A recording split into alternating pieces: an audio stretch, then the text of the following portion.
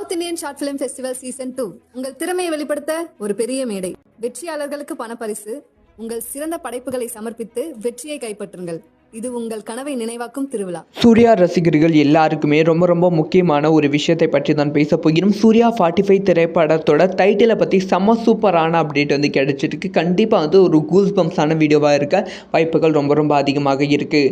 அதாவது சூர்யா 45 திரைப்படத்தோட ஃபர்ஸ்ட் லுக்கும் டைட்டிலும் பார்க்க ரசிகர்கள் செம்ம ஈகராக வெயிட் பண்ணி கொண்டு இருக்கிறார்கள். ஏன்னா வந்து படத்தோட ஷூட்டிங்கே வந்து ரொம்ப பிரம்மாண்டமாக போய் கொண்டு இருக்கு. முக்கியமாக வில்லேஜ் செட்டப்பில் வந்து ஷூட்டிங் வந்து நடந்து கொண்டு இருக்கு.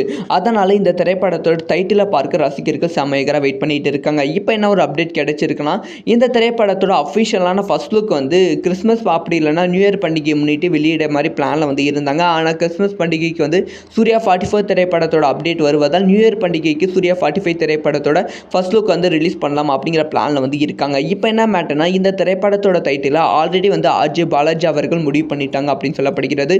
கம்ப்ளீட்டாக வந்து கிராமப்புறத்தில் இருக்க ஒரு பழைய டைட்டில் அப்படின்னு சொல்லப்படுகிறது. பழைய டைட்டில்னால் கம்ப்ளீட்டான தமிழ் டைட்டில், அது ஒரே வார்த்தையில் வந்து இருக்க போகிறது அப்படின்னு சொல்லப்படுகிறது. முக்கியமாக இந்த டைட்டில் வந்து அருவா அப்படிங்கிற ஒரு விஷயத்தை வந்து மென்ஷன் பண்ணுவாங்க. அருவா அப்படிங்கிற ஒரு நல்ல பொருளை வந்து மென்ஷன் பண்ணுவாங்க அப்படிங்கிற ஒரு விஷயம் தகவலும் கிடைத்திருக்கு.